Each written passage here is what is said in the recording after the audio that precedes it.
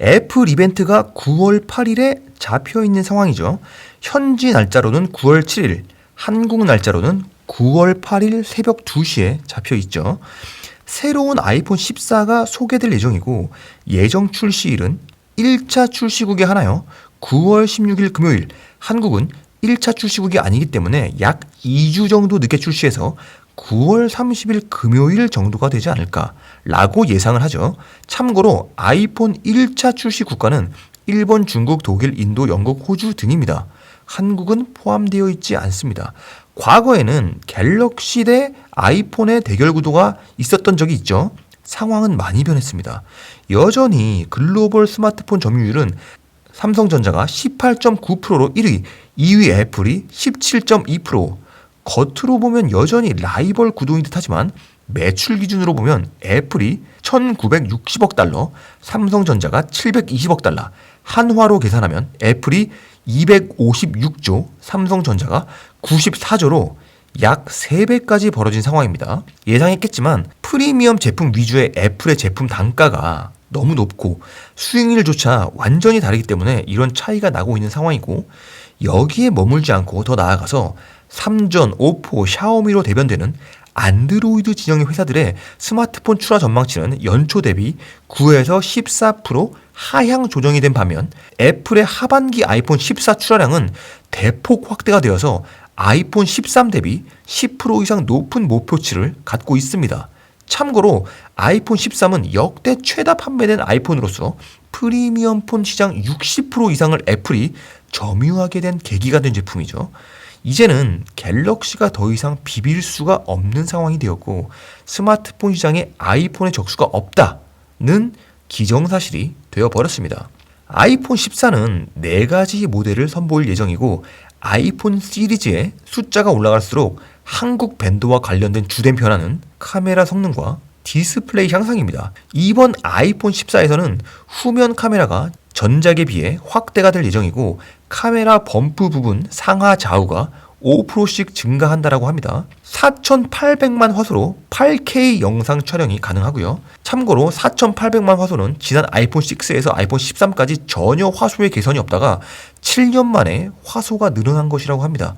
그전에는 1200만 화소였다고 하니까 대폭 좋아진 거죠. 본론으로 들어가서 아이폰 수혜주 빅3 하면 일반적으로 주식시장에서는 삼성 디스플레이, LG 이노텍, BH 이렇게 3인방을 꼽는데 삼성 디스플레이는 삼성전자의 자회사로 상장이 안 되어 있고 LG 이노텍도 상당히 무거운 주식이며 가격이 굉장히 비싼데 이미 애플 프리미엄이 깊숙이 박혀있는 종목입니다. 그래서 아이폰 14 수혜주로 LG 이노텍이나 아이폰향 수익 비중이 미미한 삼성전자를 매수하는 건 큰 의미가 없어 보입니다. 그래서 카메라 모듈의 LG 이노텍이나 OLED 패키징에 삼성 디스플레이에 납품하는 소부장들로 더 작게 쪼개 들어가거나 디스플레이와 카메라 모듈 외의 영역에서 찾아보도록 하겠습니다. 결론을 이야기하면 저의 아이폰 수혜주 탑픽은 BH, 덕산 네오룩스, 자화전자입니다.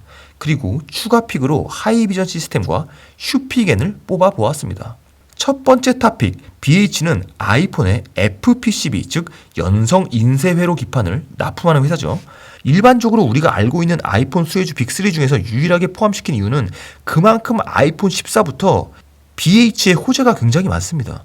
2017년부터 애플의 카메라 모듈용 FPCB 납품으로 시작을 해서 점점 공급이 확장되어 아이폰 14부터는 디스플레이용 FPCB 납품까지 맡게 된 것이 가장 큰 재료라고 할 수 있겠습니다. 매출의 60%가 애플향으로 완전한 아이폰 수혜주로 IT 기기의 사양이 높아질수록 더 강력해지는 종목이라고 할 수 있겠습니다. 현재는 사실상 삼성 디스플레이 내에 FPCB를 독점 공급하고 있는 고무적인 상황이라고 하죠. 그러다 보니까 시장 상황과 상관없이 신고가를 계속 찍고 있습니다. 디스플레이와 카메라 모듈 FPCB를 병행하는 회사가 사실상 BH밖에 없습니다.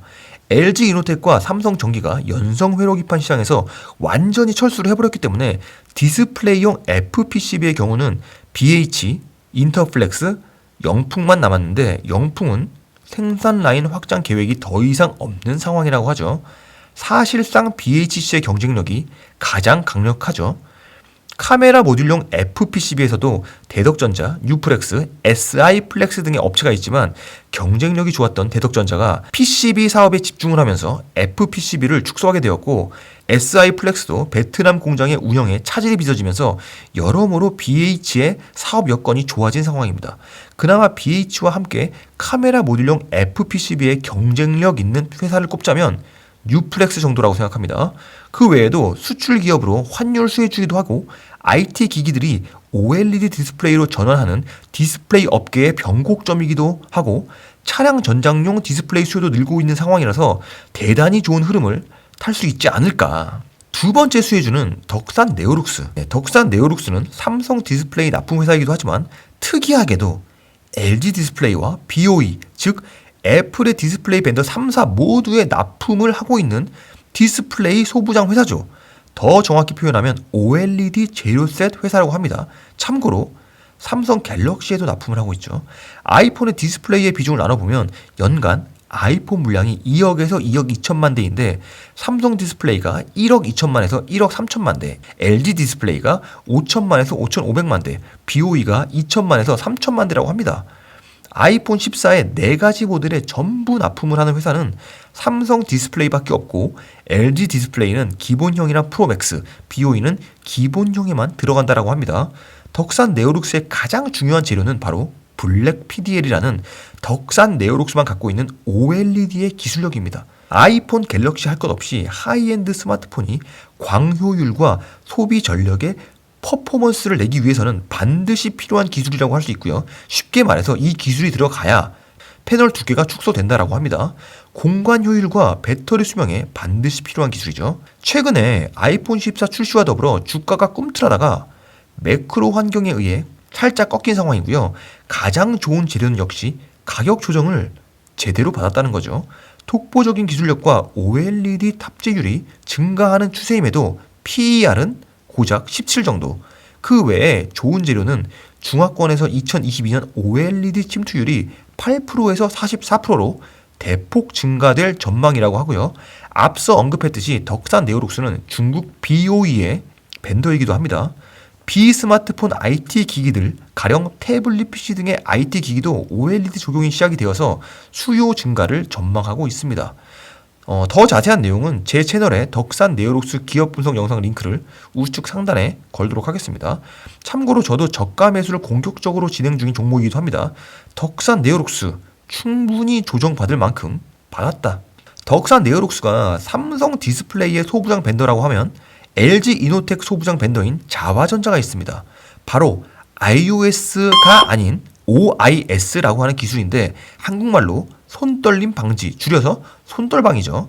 영상을 촬영할 때 반드시 필요한 기술이고 짐벌 같은 번거로운 도구 없이도 전문가 수준의 영상 촬영이 가능한 기술인데 이 기술을 가진 회사가 바로 자화전자이고 아이폰 향의 캐파를 꾸준히 늘려가는 상황인데 구체적으로 경북 구미시에 아이폰 전용 부품 공장을 건설 중에 있는데 정확한 숫자는 카메라 모듈 시설 투자에 1,910억 원. 특히 애플 아이폰이 구현하고자 하는 폴디드 줌이라는 기술이 있는데 자화전자의 손떨방 액추에이터와 LG 이노텍의 카메라 모듈로 구성이 되고 멀리 있는 피사체를 촬영할 때 당겨 찍는 망원 기술인 건데 카메라를 아는 사람들은 아는 거지만 손떨방 기술이 필수죠. 플래그십 스마트폰 위주로 적용이 될 예정이라고 합니다. 한마디로 고부가 가치 기술이라는 뜻이죠. 바로 위에서 말한 1,910억 원 시설 투자가 바로 망원 카메라용 OIS 부품 제조 공장이라고 합니다. 특히 이번 자화전자가 LG 이노텍에 OIS를 공급하면 기존 아이폰 카메라 모듈용 액추에이터를 납품해온 일본 알프스와 미츠미를 대신한다고 하니 한국 기업 입장에서는 격포제인 거죠. 결론적으로 애플의 폴디드 줌 적용의 가장 큰 수혜주가 자화전자라고 할 수 있겠습니다. 자화전자의 유일한 문제는 애플에 안정적으로 납품하는 회사들과 마찬가지로 주가가 전혀 떨어지지 않았습니다. 신고가 정도는 아니지만 최근의 조정장에서도 꾸준히 상승하고 있습니다. 이렇게 BH, 덕산 네오룩스, 자화전자 세 종목의 연성회로 기판 OLED 제로셋 카메라 모듈 부품 납품사들을 아이폰 14의 수혜주 탑3로 꼽아봤고요. 그 외에도 하이비전 시스템과 슈피겐 코리아가 있는데 스마트폰의 진화가 카메라의 진화와 거의 동의어가 되고 있기 때문에 카메라 부품이 계속 늘어날수록 반도체 후공정처럼 검사 장비도 늘어나게 되어 있어서 하이비전 시스템을 포함시켰습니다. TOF, 비행시간 거리 3D 센싱 기술 등 고급 기술이 늘어날수록 검사 장비가 반드시 필요하다고 합니다. 검사 숫자도 늘어나고 업그레이드가 지속적으로 돼야 되기 때문에 카메라 인프라에 업그레이드와 함께 성장하는 종목이라고 할 수 있겠습니다. 그리고 기술주는 아니지만 아이폰이 출시할 때마다 매출이 상승하는 폰 케이스를 제조하는 슈피겐코리아도 아이폰 출시 수혜주라면 수혜주라고 할 수 있겠습니다. 여기까지 곧 출시될 아이폰 14의 수혜주 5종목을 꼽아 보았습니다.